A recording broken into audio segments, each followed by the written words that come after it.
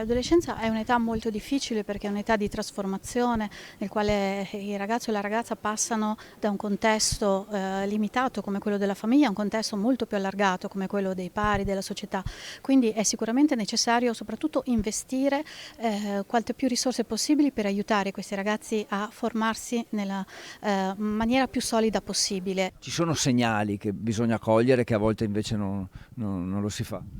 I segnali possono essere tanti, può essere difficile coglierli perché appunto un'età particolare di transizione dove normalmente passano da essere bambini magari più socievoli a ragazzi che parlano di meno, però sicuramente se siamo in ascolto, teniamo la porta aperta a poter creare un rapporto di fiducia, far trasmettere anche l'idea che nel momento del bisogno qualcuno ci sarà a raccogliere una richiesta d'aiuto, allora è sicuramente più facile che questi ragazzi in particolari momenti di fragilità non si sentono impotenti e incapaci di chiedere aiuto a qualcuno. Pensare che addirittura la procura abbia aperto un fascicolo per istigazione al suicidio, cosa vuol dire?